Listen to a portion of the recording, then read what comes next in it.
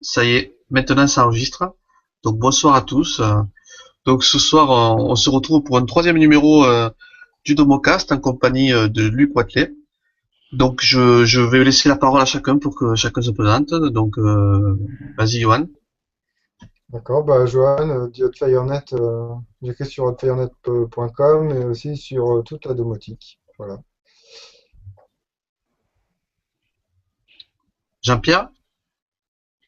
Donc, c'est Jean-Pierre Rosemary, donc je suis avant au Domocast sous J, et puis depuis quelques temps, j'ai Univers Domotique, donc des nouvelles fonctions chez Univers Domotique. José. Bon, bonjour à tous, je m'appelle José Miguel Rubio Varas, tout le monde m'appelle Chemi, je suis Chemi dans le Twitter, et on a une petite compagnie qui s'appelle Domotica Da Vinci, une petite étude d'ingénierie, intégration, service domotique. Et bon, notre affaire surtout, c'est la vente des produits de domotique vers l'Internet, et surtout des produits site web. On habite en Espagne, mais on vend dans toute l'Europe. Je suis vraiment content de participer une troisième fois dans ces Domocast parce que quand je rentre en France, cet été j'étais à Paris et dans la rue, les mecs m'arrêtent et disent bon, c'est toi les mecs des Domocast. Bon, c'est vrai, vraiment, je dis bon, aujourd'hui je suis vraiment content d'avoir une, comment est-ce qu'on dit en français, une étoile invitée pour D'accord. parler des produits. Ok. Luc. Bon, bonjour, Luc Wathelet, je suis le fondateur de la société Wattlet et des produits Wattcube, hein, appelés Wattcube. Donc bon, j'ai 14 ans d'expérience en électronique chez Motorola, Sagem, Airbus, et puis il y a 3-4 ans, bon, non, il y a 7 ans, j'ai décidé de me lancer dans cette aventure. Et là, les produits sont commercialisés donc depuis le mois de janvier. Et là, nous sommes en train de travailler vraiment plus efficacement possible sur la sortie de la passerelle web qui va donc permettre de commander tous les Wattcube via Internet. Voilà pour la présentation. D'accord. Donc je reviens sur moi. D'ailleurs, j'ai partagé à l'écran quelques photos des Wattlet. Donc moi c'est domotique, je vous connaissez tous, donc j'écris sur le site toutladomotique.com, j'habite à Toulouse, voilà. Et je suis content de vous retrouver ce soir. Donc les Wattlet, alors je sais pas si vous connaissez tous, j'ai eu l'occasion de les tester, j'ai publié un article il y a quelques temps. Tout le monde connaît, José tu connais aussi? Oui, bon, c'était Pascal Stéphanie. Quand j'étais avec lui à Pau l'année dernière, vers le mois d'octobre, on m'a parlé de ces produits. On n'a pas testé vraiment, mais on a bien suivre l'histoire. Bon, j'ai beaucoup de questions à poser. Ouais, avec plaisir pour y répondre. Et voilà. Ou alors en quelques mots, peut-être Luc, tu pourrais, je sais pas, représenter, ouais. Voilà, Là je mets une photo. je vais réexpliquer le principe fondateur des produits et le but de ces produits. Donc, alors malheureusement, j'ai pas de produit là sur moi qui soit. Alors, j'ai la valise de démonstration là qui est derrière, sur laquelle je peux faire toutes les démonstrations que vous voulez, mais j'ai pas là de produit sous la main pour vous montrer. Mais Donc, je partage des photos là, à ce moment-là. c'est très Voilà. bien, très bien. Donc, ce sont des petits produits qui vont venir se mettre derrière les interrupteurs et les éclairages. Alors, ça peut être des appareils électriques, ça peut être autre chose que des éclairages, bien sûr, et qui vont permettre de simplifier le travail du particulier ou de professionnel de l'électricité. En fait, ce qu'on va gagner, c'est on va plus avoir de liaison entre les interrupteurs, les actionneurs et les éclairages ou les appareils électriques. Comme on n'a plus de liaison, ça va énormément simplifier le câblage électrique, simplifier les circuits électriques. Alors on utilise une technologie qui s'appelle des courants porteurs en ligne, du CPL ou en anglais PLC, Power Line Communication. Et en fait, on va utiliser le réseau électrique pour envoyer des signaux. On vient superposer un tout petit signal qui n'est pas une onde électromagnétique, qui est vraiment un petit signal électrique qu'on vient superposer sur le réseau électrique. Alors c'est de la basse fréquence, ce qui va nous permettre d'aller à des distances de communication qui sont assez énormes. Donc, le but, donc d'une part, c'est de pouvoir simplifier le travail d'installation, puisque ça va faire moins de câbles, ça va vraiment simplifier le travail à l'installation. L'idée, c'est on met les petits modules, on installe les modules partout là où on va avoir phase et neutre. À partir du moment où on a phase et neutre, on met les petits modules. Et puis après, la spécificité du système, l'avantage par rapport à ce qui différencie un peu le produit par rapport à la concurrence, c'est la manière dont on va programmer les petits modules entre eux. Puisqu'on va utiliser un badge, donc ça j'en ai aussi, voilà. On va utiliser un badge qui est complètement passif, qu'on va passer devant les interrupteurs, les éclairages, et en quelques secondes, on va pouvoir créer toutes les associations que l'on veut, et surtout, on va pouvoir modifier après ces associations. Et donc, l'installation électrique va être modifiable à tout moment par l'utilisateur directement. Derrière, après, on va pouvoir se connecter avec une passerelle web. Alors, cette passerelle web, elle est toujours en cours de développement. Elle va sortir dans les mois prochains. Donc là, malheureusement, je ne peux pas vous montrer beaucoup à ce sujet aujourd'hui. Voilà pour la présentation des produits Wattlet et de ce qu'on peut faire avec. Ok. Une des questions, peut-être qu'on peut résumer, c'est aujourd'hui il y a plusieurs produits, plusieurs Wattlet qui existent. C'est quel type de... Je crois que tu as celle qui va derrière l'interrupteur, qui s'appelle le Wattlet Push, si je ne me trompe pas. Exactement. Après, tu as quoi? Tu as une pour la lumière? Alors, pour résumer, en fait, on a 7 produits différents aujourd'hui, dont 2 qui ne sont pas encore sortis, qui vont sortir. En fait, du Wattlet, on va avoir 4 fils qui vont sortir. Alors, 3 ou 4 fils. On va avoir les 2 fils, alors là, voilà, on voit ici, là, on va avoir les 2 fils bruns, le fil brun et le fil bleu qui sont la phase et le neutre. Et après, on va avoir un fil mauve ou un fil gris. Un fil mauve, ça va être une entrée, et le fil gris, ça va être une sortie. Donc on a toutes les combinaisons possibles, on a 2 entrées, on a une entrée, une sortie, et on a une sortie. D'accord. En fonction des différentes utilisations, donc si on a une entrée, bon là c'est un interrupteur simple, si on a 2 entrées, là c'est un interrupteur double, si on a une sortie, c'est un éclairage simple, et après si on a une entrée, une sortie, ça c'est vraiment pour une application bien spécifique, notamment en rénovation. Ça va permettre quand on a la liaison qui existe déjà entre l'interrupteur et l'éclairage, c'est plus malin de mettre un seul produit plutôt que 2 produits. Puisque sur un seul produit, on va avoir la commande de l'éclairage et la commande de l'interrupteur. Ça permet d'économiser un module en fait. Ah, j'avais pas noté ça, d'accord. Voilà. C'est pour ça qu'on a rajouté une entrée sur le WattCube Power. Parce que, bon, voilà, c'est pour cette application-là, pour pouvoir faire ça. D'accord. Vous avez des questions? Oui. Est-ce que c'est plutôt des produits qui sont des installations en rénovation ou des installations en neuf?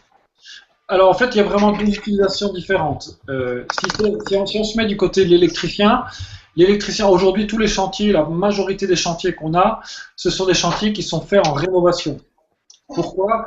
Parce que ça simplifie largement le travail de l'électricien, notamment dans des maisons qui sont anciennes, là où il y a des murs épais, là où la radiofréquence ne passe pas. Ça peut être vraiment intéressant. Et là où aussi, on va avoir différents étages.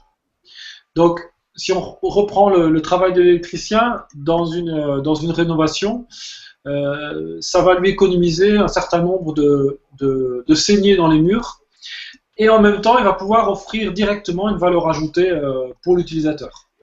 Si on se met du côté du particulier, de la personne qui va aimer avoir un petit peu d'intelligence dans son installation électrique, là, ça va plutôt être, alors ça peut être de la rénovation ou du neuf, mais pour ça, vraiment, pour toutes ces applications-là, il nous manque aujourd'hui la passerelle web.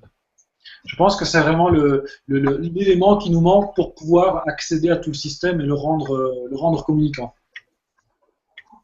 Donc 80% de rénovation et 20% de neuf. En rénovation, Vas-y, Jean-Pierre. En conversion, derrière un interrupteur, il y a toujours une phase et un neutre. Pardon? Il faut toujours une phase et un neutre, enfin, si j'ai bien compris la question. En rénovation, Oui. derrière un interrupteur, on n'a pas toujours une phase disponible. Alors absolument, moi ce que je vois, c'est que je dirais dans 50% de cas, le travail de l'électricien va juste consister à aller chercher le neutre là où il se trouve.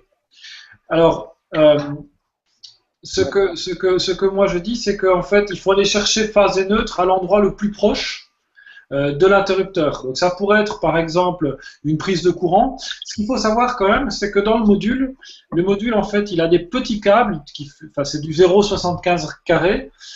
Donc a priori, il ne pourrait pas se mettre sur des réseaux qui font 16 ampères, 32 ampères, 64 ampères, 100 ampères.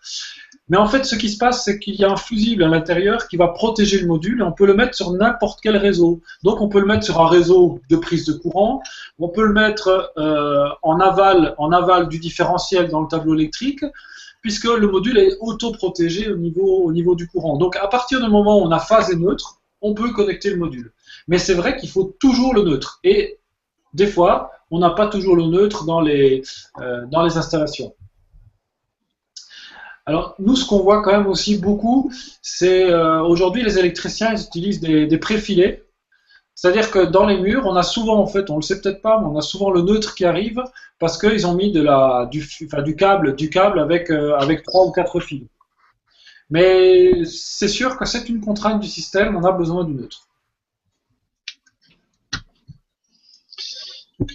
Vous avez des questions? Moi, sinon, j'ai une liste de questions là, qui viennent des réseaux sociaux ou de l'article qu'on a publié. Oui, je voudrais poser une question. Vas-y. Deuxièmement. Alors, si j'ai bien compris, Wattlet, le principe, c'est un peu pareil à celui du X10. Par rapport à les trucs qu'on utilise toujours, les câblages électriques, et on met la signal en combinaison avec l'électricité. D'accord? Tout à fait. Et bon l'X10, c'est un truc qui nous arrive dans les années 70, plus ou moins. Oui. Mais il y a des problèmes avec les X10. Et la question que je me pose, il y avait vraiment besoin d'évoluer les X10 avec les mêmes concepts, mais on n'a rien trouvé, personne ne l'a fait, sauf Wattlet. Alors, la question c'est, pourquoi vous avez décidé de le faire et pourquoi vous pensez qu'il n'y a pas d'autres solutions pareilles dans les marchés, même à partir des multinationales? D'accord. Il y a 7 ans, moi, quand j'ai commencé, j'étais chez Motorola dans la téléphonie portable. Et j'ai commencé comme ça, je me suis posé la question, je me dis qu'est-ce qu'il existe sur le marché pour pouvoir communiquer dans le bâtiment. Et donc effectivement, je suis bien parti des produits X10, puisque c'est bien là le départ. Et j'ai réfléchi, voilà, qu'est-ce qui ne va pas sur les produits X10? D'abord, la fiabilité de la communication. Il n'y a aucun algorithme de protection, de fiabilisation du lien, des données qui sont transmises sur le lien électrique. Je travaillais dans la téléphonie portable avec des algorithmes GSM, des algorithmes 3G, des algorithmes GPRS. Et je me suis dit, ben voilà, on va transposer tout ce qui existe comme algorithme en téléphonie portable, les transposer au CPL. C'est-à-dire enlever quelque part déjà un premier problème qui était soulevé avec le X10. Donc pas de fiabilisation du lien de communication. Ensuite, ce qu'on remarque aussi, alors ça dépend des constructeurs, c'est sur le X10 nativement, on n'a pas d'accusé de réception. C'est-à-dire quand on appuie sur l'interrupteur, on n'est pas sûr que l'ordre va être reçu par l'éclairage. Alors, il y a des constructeurs qui ont prévu des surcouches à la couche X10, mais bon, c'est pas dans la norme X10. Donc, première chose, nous, ce qu'on a fait, c'est évidemment, moi, ce que j'ai fait, c'est évidemment mettre un accusé de réception, c'est-à-dire que si le message n'est pas reçu, on va avoir répétition du message. Alors, oui, je peux peut-être rentrer dans le détail de la fiabilisation de la communication. nous, ce qu'on va faire, en fait, c'est on va restituer le signal. C'est-à-dire que si on a, typiquement, sur le réseau électrique, les perturbations électriques, elles vont être synchrones. C'est-à-dire qu'elles vont être répétées tout le temps sur le 50 Hz. Quand on va avoir une perturbation, elle va venir, par exemple, d'une alimentation qui n'est pas conforme aux normes européennes au niveau conductivité électrique, c'est-à-dire qu'elle va émettre des parasites sur le lien, et ces liens-là, ces parasites vont être synchrones, c'est-à-dire qu'ils vont toujours se répéter au même moment. Et donc nous, ce qu'on a fait, moi ce que j'ai fait, c'est que le message qu'on envoie, il est toujours différent du précédent. Toujours. C'est-à-dire quand on appuie sur un interrupteur, le message qui est envoyé, c'est pas du tout celui qui est envoyé précédemment. Il y a des algorithmes en fait qui codent justement ce signal-là, qui peut être correctement reçu par le récepteur, même s'il est toujours différent. Et après, il y a des algorithmes pour récupérer les erreurs. Donc si on a des erreurs, elles vont être automatiquement corrigées. Dans la limite où le signal passe, puisque des fois, c'est vrai on peut avoir des atténuations qui sont telles que le signal ne va pas passer, mais ces cas-là, ils sont extrêmement rares. Ça va arriver lorsqu'on va arriver à des distances très importantes ou qu'on va arriver à des réseaux fortement perturbés. La dernière chose sur le X10, c'est la vitesse de transmission. Sur le X10, on avait, alors il y a eu certaines évolutions, hein, mais d'après mes souvenirs, on était à du 80 bits par seconde.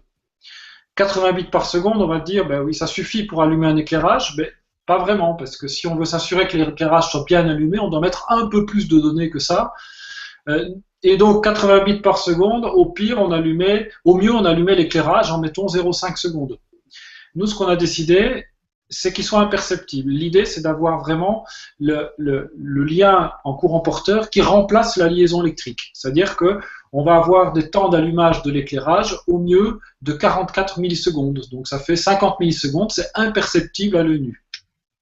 J'ai moi-même été surpris que des fois mes modules étaient installés chez des clients, j'appuie sur le bouton, je ne pensais pas que les modules étaient dedans. En fait, ils étaient bien dedans parce que c'est vraiment imperceptible par l'utilisateur. Donc voilà, on a vraiment, moi, quand j'ai commencé, je me suis posé quels sont les freins avec le X10 et comment je vais remédier à cela.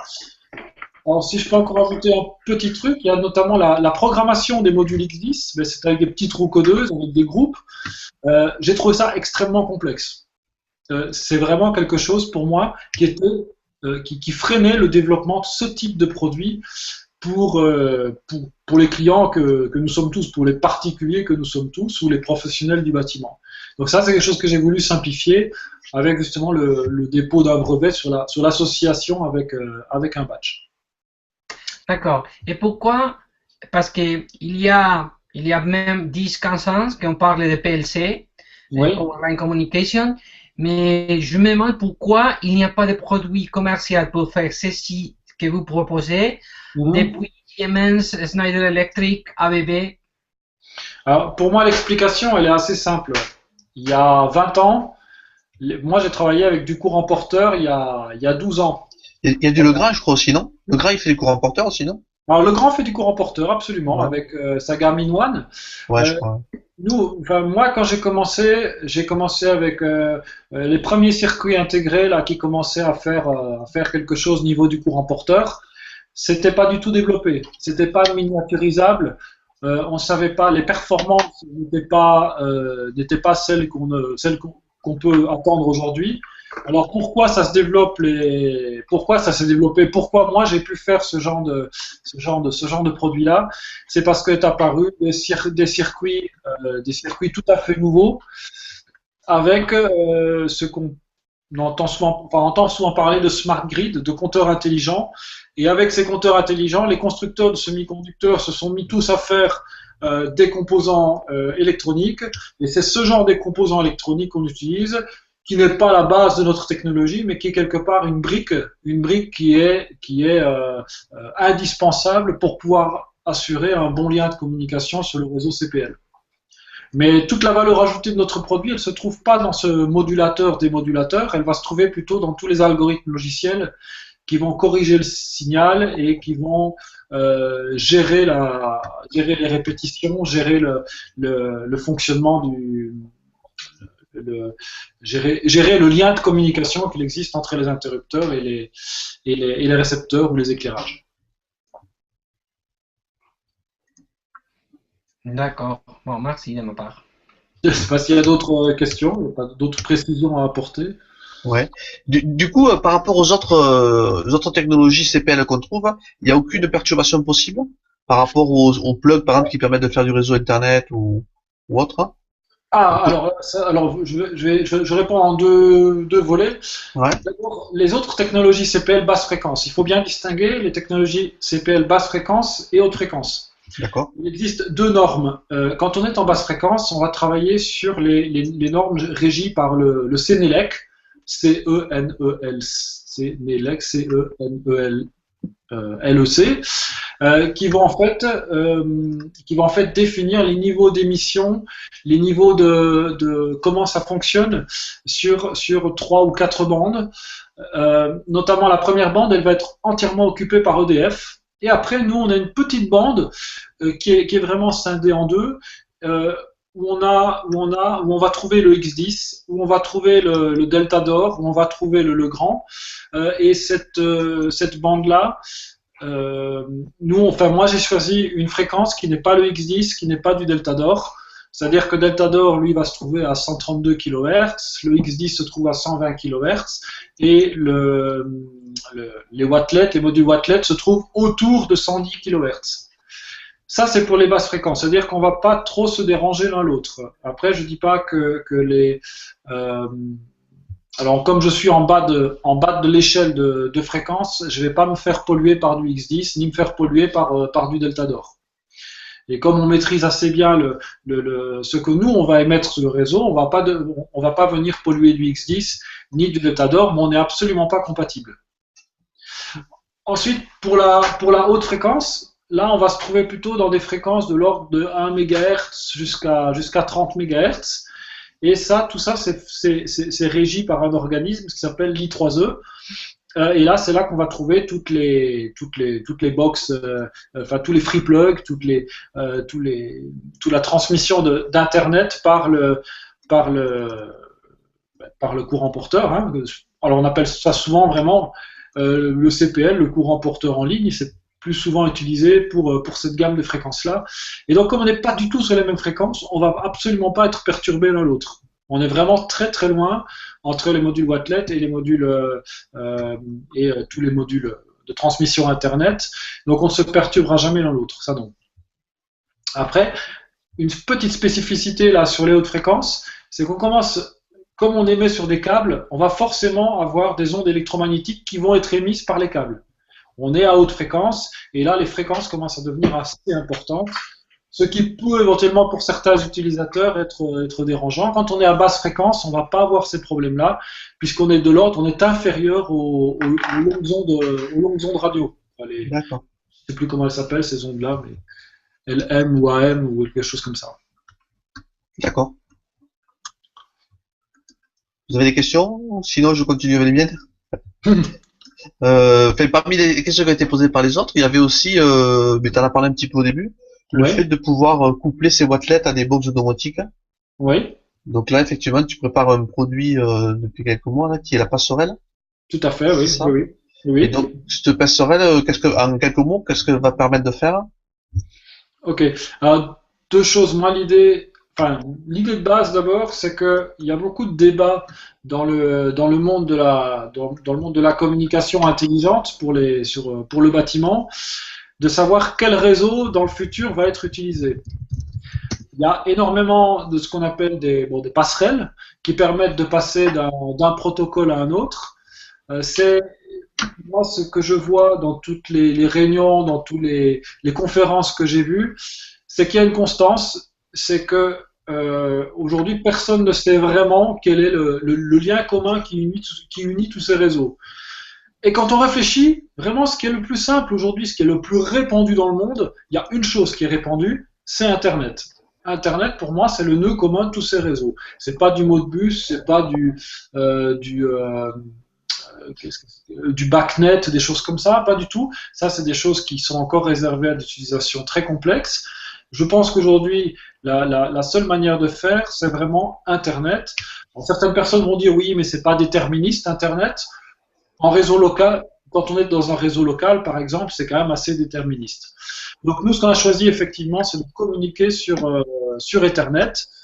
Et donc notre passerelle web, elle va avoir vraiment deux modes complètement différents. Alors tout ce que je vais parler ici, c'est pas vraiment sur le site web, on n'a pas encore communiqué dessus. On va avoir deux modes d'utilisation différents, soit en mode client ou soit en mode serveur. Quand on est en mode client, ben, forcément là il faut une connexion Internet. Il faut absolument une connexion Internet. Et en mode client, on va utiliser un de nos partenaires qui s'appelle MyFox. C'est-à-dire qu'on va avoir directement l'application MyFox avec les applications smartphone, les applications les applications en ligne sur le web avec un compte MyFox sur lequel on va pas avoir besoin de la box MyFox. Deuxième mode d'utilisation, c'est le mode serveur. Donc là, on est complètement autonome. On a juste besoin d'avoir un réseau local, hein, simplement. On se connecte avec l'adresse IP de la passerelle. Et après, on va pouvoir commander les modules Wattlet de deux façons. On va d'abord avoir une façon simple, qui est avec des pages web qui vont permettre de définir en fait tous les paramètres internes des modules. Ce qu'il faut comprendre, c'est que chaque module va avoir sa propre intelligence.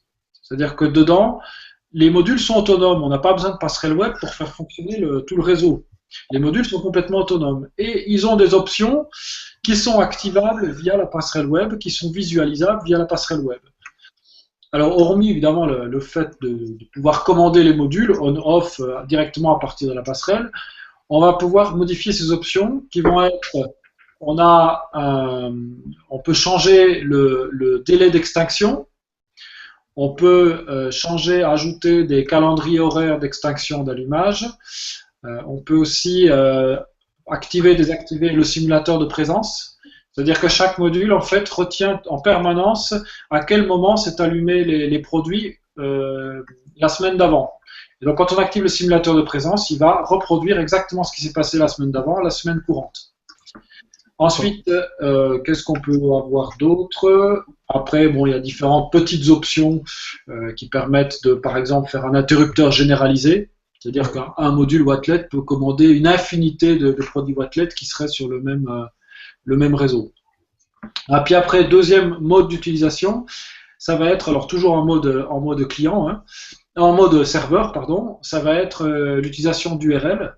C'est-à-dire qu'on va pouvoir commander tous les types de produits. Tous les produits, en fait, ont un petit numéro derrière. On rentre simplement l'adresse IP de la passerelle, un mot-clé qui va être, par exemple, write.io, donc WRIO, et on entre le numéro du module, et puis on lui met on, et là, le module va s'allumer. D'accord. Donc là, on va pouvoir le piloter depuis n'importe quelle box avec des URL. J'aurais bien voulu vous montrer, parce qu'on a une passerelle, là, cette semaine, je l'ai utilisée, qui est connectée dans le bureau. Bon, voilà, je ne suis pas du tout au bureau. Et donc, mais là, je vais vous envoyer le lien cette semaine, où on peut directement interagir avec la passerelle. C'est-à-dire que c'est la passerelle qui est connectée tout le temps pour nous faire des essais aujourd'hui, mais c'est quelque chose qu'on va laisser en permanence connecté pour laisser aux utilisateurs la liberté de pouvoir lire et d'échanger avec la passerelle. Et c'est quand qu'elle va être dispo, cette passerelle? C'est une sorte d'API, non? Ouais. Une sorte d'API. Oui, si on veut, c'est une API. Moi, je vais essayer de sortir le document d'interface justement de cette API cette semaine ou la semaine prochaine. Après, les premières passerelles seront disponibles en bêta test durant le mois d'octobre. Donc là, on attend vraiment que la plasturgie soit terminée pour pouvoir présenter le produit dans sa version définitive. Donc le produit devrait sortir en novembre, je pense, après passage de la certification. Durant le courant du mois de novembre, ça devrait être terminé. Ce qu'il faut savoir, c'est qu'aujourd'hui, la partie soft est quasiment terminée et on est vraiment sur les dernières retouches au niveau de la partie hard. Et puis après, la plasturgie, là, qui a pris un peu de temps. D'accord. Mais tout ça sera dévoilé dans les semaines à venir, notamment au niveau de l'aspect esthétique du boîtier qui n'a pas encore été du tout diffusé aujourd'hui. On note quand même que depuis la dernière fois qu'on s'est rencontrés, tu as une espèce de partenariat maintenant avec MyFox, c'est ça? C'est ce qui vient un peu en avant? Alors, on ne peut pas encore parler de partenariat, mais c'est en cours. Je ne parlerai pas plus aujourd'hui. D'accord. Effectivement des accords là-dessus. Les rapprochements, d'accord. Voilà, un rapprochement là-dessus. D'accord. Johan, des questions, non? Euh, Peut-être pour la partie, on va dire API, c'est pas vraiment une API. En fait, aujourd'hui, on n'aura pas de retour en JSON ou en REST. Alors, si, on a des retours, hein, quand on envoie une commande via l'URL, la page web, il y a la page web, le contenu de la page web, le contenu HTML, va envoyer le contenu de retour. Donc, on peut faire des écritures, des lectures mémoire, des écritures mémoire. C'est-à-dire, on va directement écrire dans la mémoire du module à certains endroits bien définis. On peut aller lire à certains endroits bien définis, et en fonction de l'adresse où on va aller lire, ça va donner des informations comme le calendrier horaire, comme enfin, toutes les options qu'on peut activer directement via les URL. Ce que j'ai pas dit encore, c'est que les URL, elles sont paramétrables. Ces URL, elles seront capables. Pardon? Ces URL, elles seront capables des questionneurs ou les interrupteurs, ou uniquement les. Non, tous les modules. Si on écrit par exemple un état logique 1, si on écrit sur un interrupteur allumé, l'interrupteur va commander ses esclaves. Donc il commande directement tous les éclairages qui sont associés à l'interrupteur. Et alors on peut toujours aller lire l'état de l'interrupteur ou aller lire l'état des éclairages. Ça c'est comme on veut. D'accord. Au niveau des questions, non?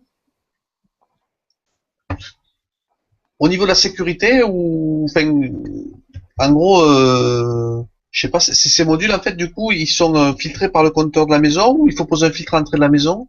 Est-ce qu'il y a des choses à faire pour renforcer un peu la sécurité? Alors aujourd'hui, la petite question qui se pose aujourd'hui, on n'a pas encore avec les nouveaux compteurs, je sais qu'il n'y a pas de souci. Parce que dernièrement, on a fait une version 2G où on a changé l'architecture interne, on a surtout apporté des optimisations internes, ce qui fait qu'aujourd'hui, on peut arriver à une limite du nombre de modules dans une installation supérieure à une centaine. Et aussi, on a renforcé la sensibilité du signal. On a pu apporter des optimisations là-dessus. On sait qu'avec les produits de la première génération, on n'avait pas la possibilité de passer au travers du compteur électrique. Aujourd'hui, avec cette deuxième version, j'espère qu'on ne peut toujours pas passer à travers le compteur électrique, puisque EDF normalement filtre correctement le signal, mais on n'a pas encore le retour d'expérience là-dessus. On ne sait pas encore si vraiment ça peut être un problème. Dans tous les cas, il faudrait qu'on aille chez le voisin à programmer les produits pour pouvoir les piloter de chez soi. Mais dans tous les cas, je pense que le compteur électrique filtre correctement le signal. D'accord. Tu parles de génération de modules, ça se met à jour après les modules ou pas du tout, ou... Alors non, là je parle vraiment de génération au niveau hardware. C'est vraiment des modifications qu'on a apportées au niveau du hardware qui font du produit qu'il est vachement plus performant. On a aussi ajouté une protection parce que dans des réseaux très très perturbés, on a remarqué que les produits simplement pouvaient avoir des défaillances. Les réseaux très perturbés, c'est-à-dire qu'on avait des coupures de courant intempestives permanentes toute la journée. Bon, il y a un moment où les modules ils supportaient plus des pointes de tension qui étaient au-delà des normes.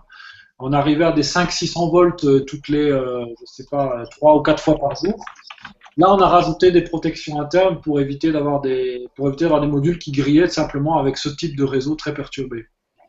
Après, au niveau soft, tous les modules, à partir de la version 2G, là, tous les modules seront aussi changés de soft à distance directement avec la passerelle web. D'accord. Ok. Il y a une possibilité éventuellement de mettre.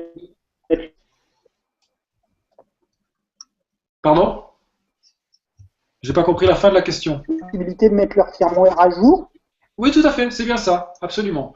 Via la passerelle web, alors c'est manuel, c'est pas automatique, parce que si c'était automatique, on risque d'avoir un petit peu comme Windows qui redémarre tout seul le PC, on risque d'avoir les éclairages qui s'éteignent tout seuls pour se mettre à jour. Ce serait pas une bonne idée. Puisque quand le module est mis à jour, il y a impossibilité totale de pouvoir communiquer à ce moment-là de la part des autres modules. Donc, quand on va mettre le module à jour, c'est impossible de crasher le module, de crasher le statut du module. En revanche, on ne doit pas émettre d'autres signaux au moment où on fait la mise à jour. D'accord. C'est-à-dire que c'est une action qui doit être manuelle sur chaque module. Ok. Pour revenir aux compteurs, les nouveaux compteurs connectés de les Linky, là, il n'y aura Oui, oui. pas de souci avec ces compteurs-là. Non, non, non, pas du tout, pas du tout. Il n'y a pas de souci. À quel niveau? À quel niveau tu vois un souci? Bah, je sais pas, je sais que quand ils avaient commencé à le sortir, il y avait des hackers allemands qui avaient réussi à rentrer sur le réseau électrique et donc à récupérer toutes les infos des périphériques qui étaient connectés sur le réseau, quoi. Sur le réseau électrique, hein. Ah oui, mais côté amont du compteur. Ouais, oui, depuis l'extérieur, Ouais, quoi. En fait, ce qu'il y a, c'est qu'entre l'amont et l'aval, il y a le filtre, justement, qui nous empêche vraiment de recevoir toutes les fréquences EDF, hein, enfin ERDF, je devrais plutôt dire. Et nous, on n'arrive absolument pas à émettre côté ERDF, quoi. Les filtres, ils sont pas très très compliqués, c'est des filtres passifs, et là, on peut pas sortir de l'extérieur, vraiment pas. d'accord. Sur les anciens compteurs, j'ai du mal à avoir les informations, donc je ne sais pas quelle est la nature des filtres internes. Je ne sais vraiment pas s'il y a possibilité, avec la sensibilité qu'on a aujourd'hui, de sortir du compteur. D'accord. D'accord. Toujours au niveau sécurité, il y avait justement, vous parliez des ondes électromagnétiques que ça pouvait dégager, et justement, je sais qu'au niveau de l'armée de terre, ils arrivent à récupérer par le biais de ces ondes en fait des informations qui peuvent circuler sur le réseau. Ça risque pas d'engendrer des soucis, quoi. Bon, là, on voit vraiment loin, mais Mhm. il n'y a pas possibilité de récupérer des infos ou je sais pas quoi. Je pense que dans tous les cas, quand on a un signal électrique qui passe sur une ligne électrique, on a forcément une information qui va être transmise. On a forcément, en fonction du réseau électrique, une minuscule onde électromagnétique qu'on pourrait. Alors, c'est même pas une onde électromagnétique. Là, ça va être plutôt un champ électrique qu'on pourrait récupérer en se mettant à proximité du câble. Maintenant, c'est vrai que l'information, nous, elle est codée. Avant que l'armée, je serais très flatté si l'armée commence à s'intéresser à ce qui se passe sur nos réseaux. Mais c'est sûr que rien n'est indécodable. C'est sûr qu'on peut décoder tous les réseaux bancaires du monde, qu'on peut décoder toutes les connexions Internet, même si elles sont en SSL. Donc, c'est vrai que l'information, à partir du moment où on sait se connecter sur le réseau, ce qu'il y a, c'est qu'il va falloir avoir quand même une proximité très proche des câbles électriques pour pouvoir en récupérer le contenu. Si on est à 5 mètres de distance, on aura quand même une onde qui est vraiment très très faible, ce sera vraiment très compliqué à récupérer. Ouais, non, mais c'est sûr que voilà, quoi, pour un particulier, il n'y a aucun souci, mais voilà, c'était juste une question comme ça. Après, on est quand même sur de la gestion aujourd'hui dans le monde domestique, d'éclairage, éventuellement peut-être, ça peut venir aussi récupérer l'information pour un système d'alarme. Je pense qu'il y a d'autres moyens de contourner l'alarme plutôt que d'aller se connecter sur le réseau pour aller désactiver des capteurs et des choses comme ça. C'est sûr. Après, l'information elle est codée et le protocole n'est pas public, c'est un protocole qui est propriétaire. Avant de pouvoir le décoder, il va falloir trouver les clés qui correspondent aux algorithmes. Bonne chance. D'accord. Je ne sais pas si vous avez des nouvelles questions, sinon on peut peut-être... Ouais. Un actionneur, la puissance qui peut commander? J'ai pas tout compris, pardon. En fait, je pense que Jean-Pierre, il demandait actionneur. voilà, combien de la puissance que pouvait piloter au maximum un actionneur Wattlet. Alors, à l'intérieur, on a deux versions. On a soit la version 1200 watts qui correspond au watt cube power. Alors, on est bien sûr sur du 1200 watts résistif. Donc 1200 watts, on s'entend bien, c'est un chauffage par exemple. On va pas pouvoir commander un moteur de 1200 watts. La puissance maximum, si on est sur de l'inductif, ça va être 155 watts. Sinon, c'est 1200 watts sur de l'éclairage ou du chauffage. Après, sur le Watt Cube Light, là, on va être plutôt à 250 watts. Aujourd'hui, le Watt Cube Light, pardon?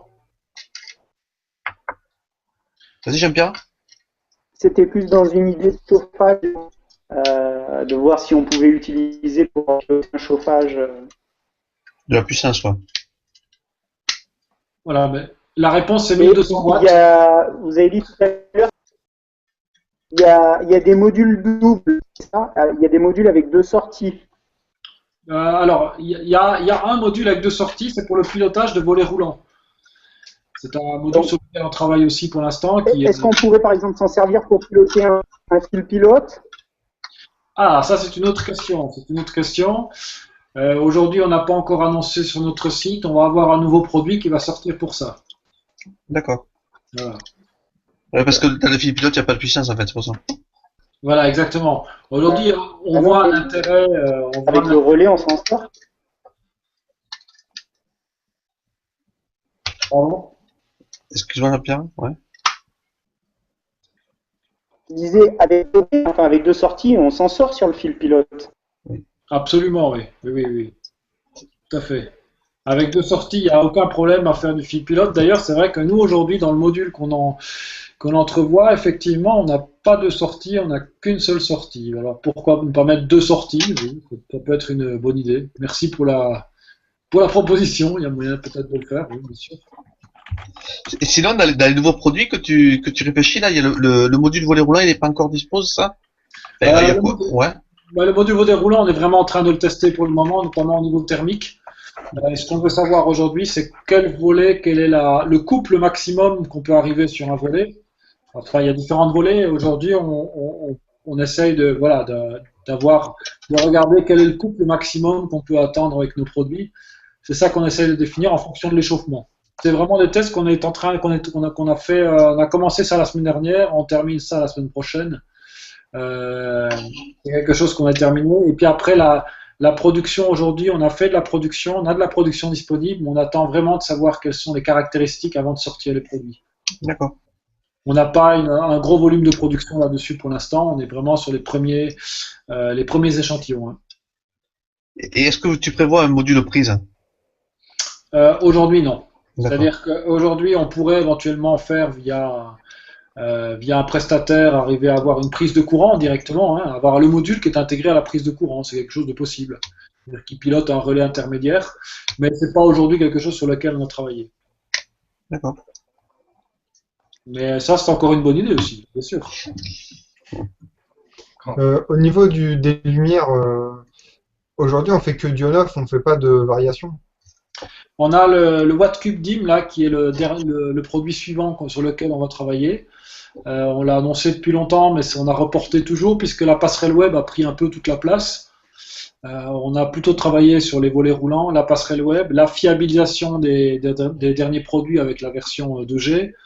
On a vraiment mis la priorité sur finalement pour des applications qui étaient plus tertiaires, puisque c'est là-dedans qu'on avait vraiment besoin d'un degré de fiabilisation beaucoup plus important sur nos produits, d'où tout le travail qu'on a fait sur le renforcement du protocole et la possibilité de mettre un maximum de produits sur le même réseau.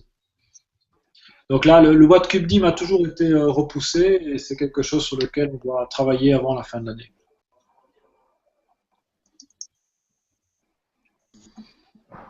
J'ai une question au niveau commercial. Vous avez débuté à vendre ces produits pour les grands publics et comme ça marche? Pardon?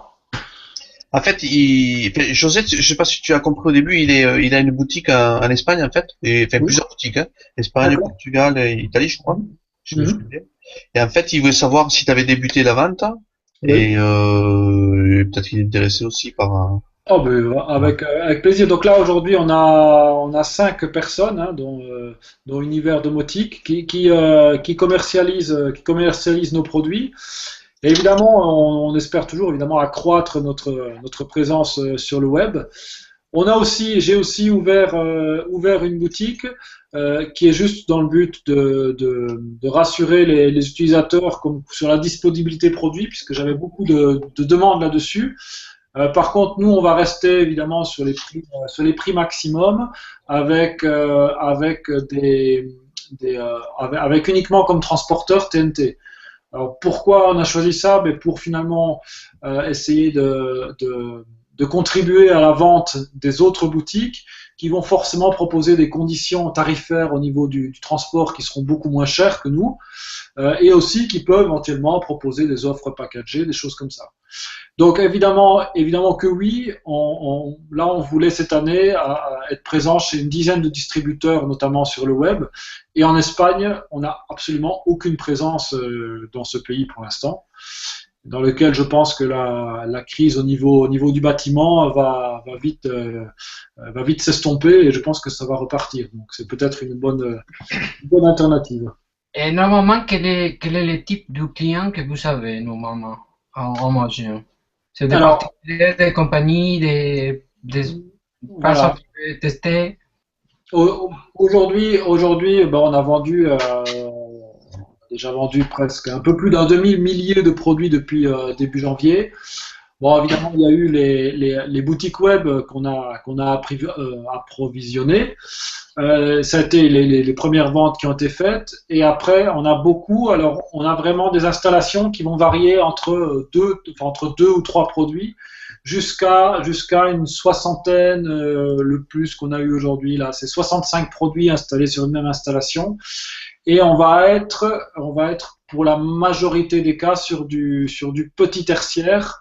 Alors, du petit tertiaire, ce sont plutôt des bureaux, et on a quelques habitations aussi. La majorité des chantiers, ça va vraiment être des petites installations avec quelques produits. C'est vraiment pour notamment de la rénovation. Dans des cas de rénovation très complexes, les gens ont dit tiens, voilà, j'ai pensé à ce produit-là. Là, ça va m'aider, ça va me sauver beaucoup de temps. Je ne comprends rien au réseau électrique. Moi, je vois qu'il y a du phase neutre à cet endroit-là, je vois qu'il y a du phase neutre à tel endroit. Je mets les produits Wattlet, ça va me simplifier la vie. Je vais facturer la même chose au client. Donc, évidemment, c'est l'électricien qui est intéressé par ça. Je vais facturer la même chose au client et au final, j'aurais bien gagné ma vie et surtout, j'aurais pas passé beaucoup de temps sur le chantier. Ça, c'est vraiment les premières applications qu'on a eues aujourd'hui. Je pense que pour le particulier, ce qui nous manque aujourd'hui, c'est la passerelle web, et c'est là-dessus, évidemment, qu'on a mis l'accent pour pouvoir s'ouvrir un maximum sur ce monde de la domotique ou de la communication intelligente pour le particulier, pour le bâtiment, pour le privatif, pour le résidentiel, pardon. D'accord. Je vais un peu en question au niveau positionnement marché, parce que maintenant il y a une sorte de momentum par des domotiques radio, soit Zigbee, soit Z-Wave. Alors comment est-ce que vous voyez votre position contre cet réseau magique, ce Mesh Networks, au niveau pour l'avenir, pour la domotique grand public? Alors, moi, ce que je vois vraiment, c'est qu'il y a vraiment dans tous les réseaux sans fil, il y a deux choses qui émergent. Il y a les réseaux sans fil classiques, où on va trouver du Fibaro, du Deltador, du Yokis, tous les gens qui vont utiliser du sans fil de façon classique, c'est-à-dire que soit dans l'interrupteur, on va avoir l'interrupteur qui est directement alimenté, ou alors on va mettre des piles dans les interrupteurs. Et après, il y a un autre grand constructeur qui commence à sortir des produits très intéressants, qui s'appelle un Ocean, qui lui va être une technologie sans fil et sans pile. Alors chaque technologie a vraiment ses avantages et ses inconvénients et peuvent s'intégrer dans une application ou une autre. Aujourd'hui, le problème d'avoir des piles dans des interrupteurs, moi je vois aujourd'hui le retour d'expérience des électriciens qui ont installé du Deltador ou du Yokis depuis 2 ou 3 ans. Les clients commencent à se plaindre, on a des problèmes, on a des dysfonctionnements au niveau des interrupteurs, il faut changer les piles. Donc là, il faut ouvrir l'interrupteur, ouvrir le module, changer la pile, remettre les interrupteurs. Au niveau du particulier, c'est particulier chez qui l'électricien a installé les produits, ça devient assez compliqué. Alors surtout le pire, c'est quand on a fait un système évolutif, c'est-à-dire qu'on a mis un premier module, 2 mois après on s'est dit, oh bah tiens ça marche bien, je vais rajouter un autre module, etc. On va équiper progressivement son habitat avec du sans fil avec pile. Et là ben, le problème, c'est que 2 ans et demi, 3 ans après, vous passez votre temps tous les 2 mois ou tous les 6 mois à changer les piles. Donc vous passez non-stop votre temps à changer les piles. Donc au niveau du court terme, c'est super, mais par contre au niveau du moyen terme, c'est assez contraignant quand même. Après, d'autre part, on va avoir du sans fil et sans pile, donc du on-ocean.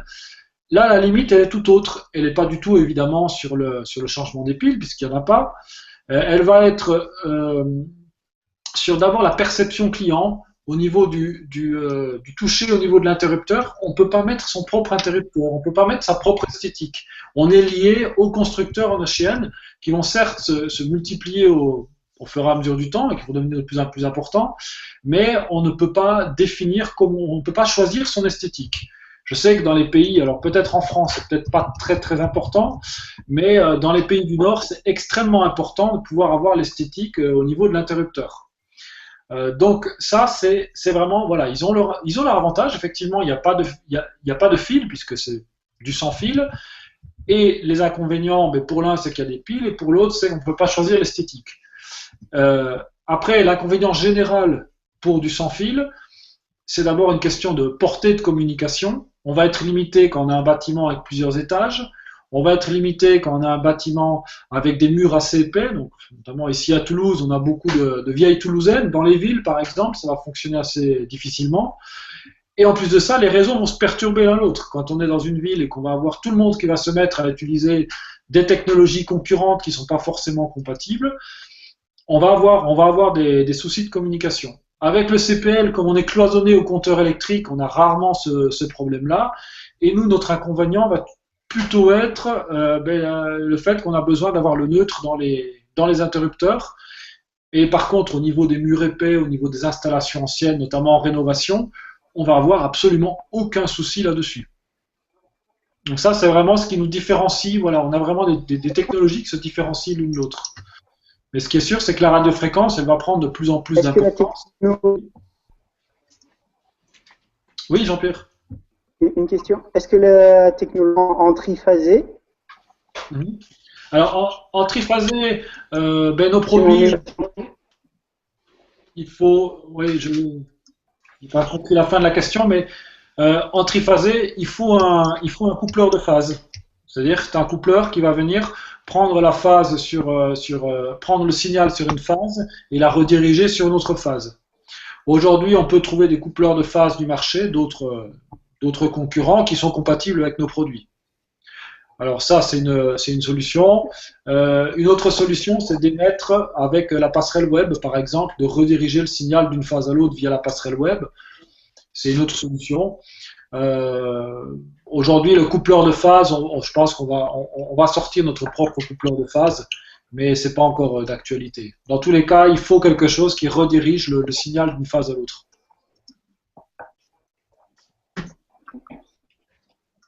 Moi, j'ai une question, c'est pour installer ce type de module, il faudra passer par un électricien ou alors la personne elle-même peut le faire? Alors moi, je pense que notre vision, c'est que l'installation, il faut toujours mettre les doigts quelque part dans la prise de courant, dans l'interrupteur, dans l'éclairage. Donc il va falloir connecter phase neutre plus la commande ou l'actionneur. Enfin non, plutôt ou l'actionneur ou l'éclairage. Après, au niveau de la programmation, alors là, tout le monde peut le faire, quoi. Ouais, d'accord. Pour la programmation, ça je vous rejoins, mais du coup, au niveau des garanties, quoi, je sais pas comment ça se passe, étant donné que quand un électricien, quoi, quand vous refaites une rénovation ou un truc comme ça, vous êtes obligé de passer par un consuel. Là, vous venez changer le réseau électrique. Est-ce qu'il va falloir refaire valider les choses ou alors le fait que ce soit vous qui le fassiez vous-même, ça va passer pour les assurances?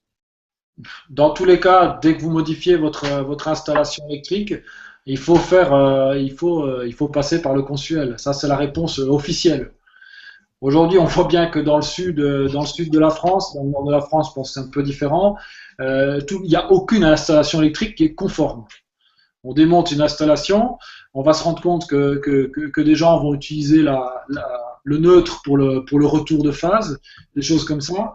Donc, c'est extrêmement, effectivement, dangereux de modifier son installation électrique soi-même. Il vaut toujours mieux faire appel à l'électricien. Dans les pays étrangers, dans les pays du Nord, on n'a pas le droit de modifier l'installation électrique soi-même en tant que particulier. Donc, c'est sûr que la plupart des gens sont capables de le faire, mais le faire dans les normes et le faire dans les règles. Nous, on veut que tous les gens le fassent suivant la NFC 1500, c'est-à-dire la norme utilisée par tous les professionnels de l'électricité. Si maintenant les gens le font eux-mêmes, c'est leur propre responsabilité. Je veux dire, dans le mode d'emploi, il est marqué NFC 1500. S'ils ne respectent pas les couleurs au niveau des câbles, notamment, ça, c'est leur responsabilité. Après, le seul danger qui peut arriver avec nos produits, c'est de mettre de relier la phase avec le neutre, c'est-à-dire de commuter la phase sur le neutre. Et là, au pire, ce qui va se passer, c'est que le module, le fusible interne va griller, et puis c'est tout, le module ne fonctionnera plus. Et nous, ça, c'est pas quelque chose qu'on peut garantir, quoi. Si la personne relie la phase et le neutre ensemble et provoque un court-circuit, et fait griller le fusible interne de notre produit, ben, le produit il est foutu, il n'est pas pris sous garantie. Autrement, tous les autres cas sont couverts par la garantie. D'accord. Non, mais c'était plus pour expliquer aux gens en fait quel type de personnes étaient ciblées, quoi. Savoir si ça pouvait être des bidouilleurs qui pouvaient acheter vos produits et du coup les monter eux-mêmes en respectant la notice, ça y a pas de souci, ou si vous préfériez passer vous conseilliez un installateur. Et du coup, ouais, quoi. Dans la logique, on va toujours évidemment privilégier un installateur si c'est possible. Après, la personne, elle peut le faire parce que c'est assez simple. Je pense que c'est pas très compliqué. D'accord. Mais c'est vrai que dans notre logique professionnelle, on doit conseiller un électricien. Voilà. C'est sûr. Officiel. Maintenant, le bidouilleur, de toute façon, il passera pas par un électricien. Hein. C'est sûr. Très bien. Je regarde toutes les questions qu'on avait eues. Je pense qu'on est passé un peu partout. Moi, j'en ai une autre encore. Ouais. J'avais quelqu'un qui m'avait posé cette question au niveau des modules Wattlet. C'était pour la gestion des pompes à chaleur. Oui. Alors, moi, j'en ai pas de pompe à chaleur. Je sais pas trop ce qu'il entendait par là, mais en fait, est-ce qu'il y a une compatibilité ou quoi, ou je sais pas trop comment ça gère en fait. En fait, moi je connais les splits notamment, donc c'est plutôt dans le monde professionnel. Sur les splits en général, on a une entrée contact sec, donc il suffit simplement de mettre le module et alors soit dans un sens ou dans un autre, hein, au niveau du thermostat d'ambiance ou de l'appareil qui va déclencher la pompe à chaleur. On a un contact sec, on prend le contact sec sur lequel on met du 230 volts et ça vient piloter un watt-cube push. Et de l'autre côté, on met un watt-cube light qui vient piloter directement l'entrée de la pompe à chaleur, puisque c'est un contact sur lequel on met du 230 volts qui va permettre de déclencher la pompe à chaleur. Mais dans aucun cas, on vient piloter, alors ça vraiment jamais, on vient piloter l'alimentation de la pompe à chaleur. C'est pas nous qui gérons l'alimentation de toute façon. On a toujours des contacts qui permettent de démarrer, d'arrêter la pompe à chaleur. Alors, on va pas venir piloter directement ça, quoi. C'est comme il y a beaucoup de gens qui me disent aussi, comme ça, je vais pouvoir piloter ma machine à laver. La machine à laver, il faut mettre le savon, il faut mettre le linge, il faut mettre la poudre. Et puis après, si on alimente ou on désalimente l'alimentation électrique de la machine, c'est pas ça qui va la mettre en marche. Mais la pompe à chaleur, c'est un peu la même chose. On va vraiment utiliser le contact sec qui permet de la déclencher. On peut pas. Ouais, en gros, je pense que c'était ça la question. C'était est-ce qu'il y avait moyen de piloter le contact sec comme il peut y avoir sur une chaudière en fait. Alors on a déjà fait ça. Ça c'est quelque chose qu'on a déjà fait. Voilà. Ça, c'est absolument quelque chose qu'on a déjà fait. Ce qu'on va faire par ailleurs aussi, c'est pouvoir déclencher un contact en basse tension, c'est-à-dire avoir un contact sec indépendant. Aujourd'hui, notre contact, il n'est pas indépendant. Il met du 230 volts, il met de la phase, ou il met pas de la phase. Il met pas une tension au hasard, il met pas une tension au choix, comme du 24 volts ou du neutre, ça non. C'est-à-dire qu'aujourd'hui, on commande que de la phase. ce qu'on va faire, c'est commander un contact sec indépendant qui permet de commander via de la basse tension, par exemple, pour commander des gâches électriques pour des portes, ce genre de dispositif-là. En termes de limitation, tu disais tout à l'heure qu'on limitait à 100 modules d'installation ou il y a vraiment une limitation? Aujourd'hui, très honnêtement, la limite n'est pas connue. En usine, pour faire simple, on teste les produits sur 1 km de câble. C'est-à-dire qu'on a le testeur qui est relié à un câble simulé d'à peu près 1 km et de l'autre côté, on va mettre le module, on va regarder si la sensibilité est correcte. Ça va nous permettre de voir la sensibilité. Et après, quand on va multiplier le nombre de modules, chaque module va influencer le voisin. Il va consommer une partie du signal. Donc on sait qu'à partir d'une centaine, en fait, ce qu'il y a surtout, c'est qu'on n'a pas le recul d'expérience d'un nombre de modules supérieur à 100. D'accord. Aujourd'hui, on a des installations dans le tertiaire qui arrivent, qui vont dépasser les 100, qui vont même arriver à 300 modules. Dans tous les cas, ça fera l'objet d'une étude préalable chez le client pour mesurer les impédances du réseau. Et là, on pourra dire, est-ce qu'on met 100 modules qu'on va cloisonner avec une passerelle web, et on a donc 3 réseaux différents, je vais dire, ou alors est-ce qu'on met les 300 modules sur le même réseau? Vu qu'on ne connaît pas encore cette limite au-delà de 100, c'est quelque chose qui va se définir dans les chantiers à venir, vraiment. D'accord. Est-ce que vous avez d'autres questions? Ok. Ben, c'était très intéressant, ça fait déjà 1 heure. Encore une fois, on a fait un démocast très long, mais je pense que c'était très intéressant parce que on est rentré dans le détail et même moi qui connaissais les modules, j'ai appris plein de choses. D'accord. Donc je pense que ça va intéresser aussi nos lecteurs. Alors, j'ai la valise qui est derrière, là, donc c'est ça. Je sais pas si je peux. Ah, mais tout inversé, là. Ouais. Je peux même m'en approcher et faire la démonstration pour vous. On termine par ça, peut-être. Ouais. Peut-être mettre cette lampe, là.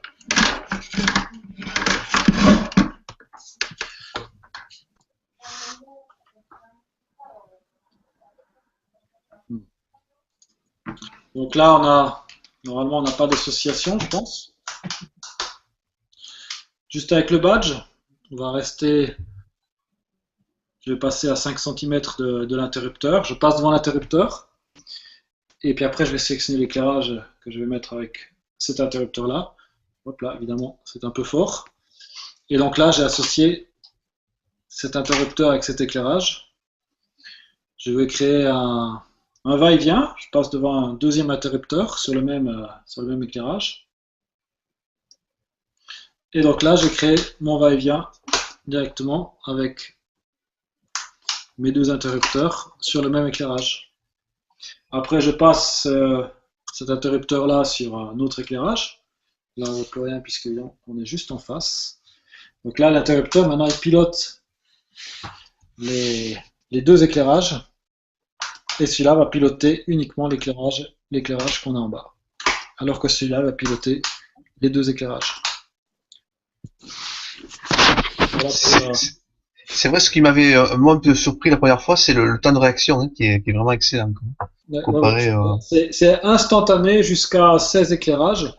C'est-à-dire qu'on a vraiment une instantanéité parfaite. Là. Si on a 16 éclairages, ils vont s'allumer absolument tous en même temps. S'il y en a un qui n'est pas allumé, il va s'allumer juste après. Il va s'allumer dans les 100 millisecondes juste après. Bien, mais super, c'est le mot de la fin peut-être pour chacun. Mais moi, je voudrais remercier tous pour votre participation, et notamment Luc. Tu es le premier Merci, bien sûr. voilà, tu es le premier à être venu présenter tes produits et je trouve ça très sympa. Donc voilà, je voulais te remercier. N'hésitez pas si vous avez d'autres questions et je vous tiens au courant des avancements de notre développement. Voilà. Vous voulez dire quelque chose, José? Dernier mot? Bravo. Merci. Le mot de la fin de José, ok. Jean-Pierre?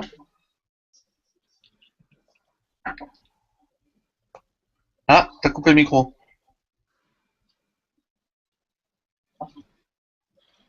Ah, on n'entend plus Jean-Pierre. Bon, c'est pas grave. Donc merci pour les explications. C'est très très intéressant. C'est des produits qui sont très intéressants, complets. Ça vous pour gérer de l'éclairage, du chaud, avec la passerelle qui arrive. Donc, Ah, On a perdu Jean-Pierre. ouais, la connexion ADSL un peu moins bonne que nous, en fait. Et voilà. Johan, le dernier mot? Oui, bah merci Luc, c'était vraiment intéressant et ça laisse rêveur à voir comment on peut l'installer après dans nos maisons. Et voilà. Et merci encore. Eh bien, de rien, merci à vous tous surtout.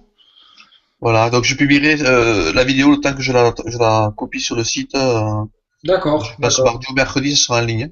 D'accord, ok. Merci à tous. Domocast, Bonne soirée. bonne soirée. Au revoir. Bonne soirée.